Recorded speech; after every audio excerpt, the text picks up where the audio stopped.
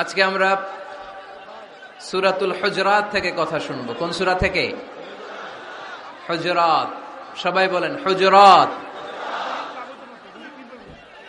হুজরাত শব্দটা হুজরা শব্দের প্লুরাল, অর্থ হচ্ছে কামরা। মসজিদে ইমাম সাহেবের হুজরা আছে না নাই? ইমাম সাহেবের কামরা আছে না? আছে। তো আল্লাহ রাসূল সাল্লাল্লাহু আলাইহি সাল্লামের এরকম হুজরাখানা ছিল। এট এ টাইমে আল্লাহর হাবিব সাল্লাল্লাহু আলাইহি সাল্লামের 9টা হুজরাখানা ছিল, যেখানে 9 জন বিবি বসবাস করতেন। কিছু বেদুইন লোকজন এসে কেমন করে বিশ্বনবী সাল্লাল্লাহু আলাইহি ইসলামের সাথে আচরণ করতে হবে এটা জানতো না। তাদের মধ্যে সভ্যতা ভব্যতার ছোঁয়া স্পর্শ লাগেনি। পরে আমরা নিজেরা নিজেদেরকে যেমনে ডাকি, তারাও এসে বিশ্বনবীকে এভাবে ডাকা শুরু করলো। কারো নাম যদি হয় আব্দুল্লাহ, আব্দুল্লাহর বন্ধু তারা ডাকবে এই আব্দুল্লাহ।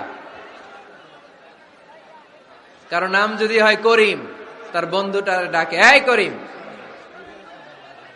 কারো নাম যদি হয় আবু বকর, তার বন্ধুটা ডাকে এই আবু বকর। কিন্তু বিশ্বনবী সাল্লাল্লাহু আলাইহি ইসলামকে কি এই মুহাম্মদ এইভাবে ডাকা যাবে? না, ডাকা যাবে না। যদিও তিনি মানুষ, কিন্তু অসাধারণ মানুষ। যদিও তিনি নবী, তিনি মহানবী। তিনি সব নবীদের নবী, ঠিক কিনা? As a father, as a teacher, as a commander, as a lawgiver, as a lawmaker, Muhammad is the superman of the world. সুবহানাল্লাহ পড়েন। আমার নবীর চাইতে শ্রেষ্ঠ কোন মানুষ গোটা বিশ্বে দ্বিতীয়টা হতে পারে না।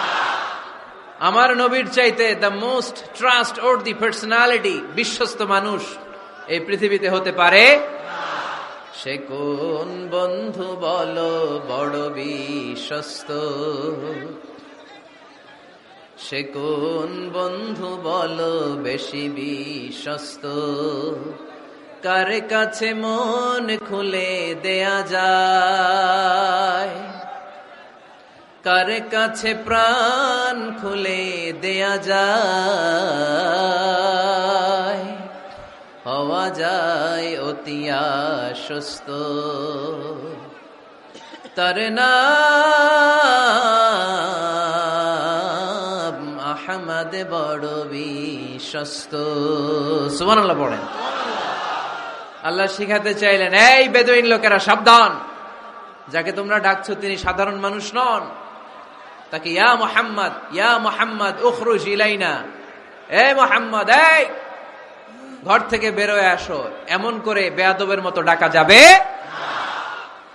বিশ্বনবী সাল্লাল্লাহু আলাইহি ইসলামকে ডাকতে হবে ইয়া নবী আল্লাহ, ওনাকে ডাকতে হবে ইয়া রাসূল আল্লাহ, ওনাকে ডাকতে হবে ইয়া হাবিব আল্লাহ, ঠিক কিনা?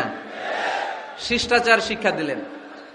আল্লাহ বুঝাতে চাইলেন, তোমরা যদি অপেক্ষা করতে অনেক ভালো হতো। ওয়ালাউ আন্নাহুম সাবারু হাত্তা তাখরুজা ইলাইহিম লাকানা খায়রাল লাহুম। আল্লাহর হাবিব সাল্লাল্লাহু আলাইহি ওয়াসাল্লাম দুপুরের খাবার খেয়ে গড়াগড়ি করছিলেন। আল কাইলুলা, টসিং এন্ড টার্নিং, এপাশ ওপাশ করা। শীতকালে দুপুরের খাবার খেয়ে বিছানায় শুইলে আরাম আছে না নাই? এটাকে কাইলুলা বলে।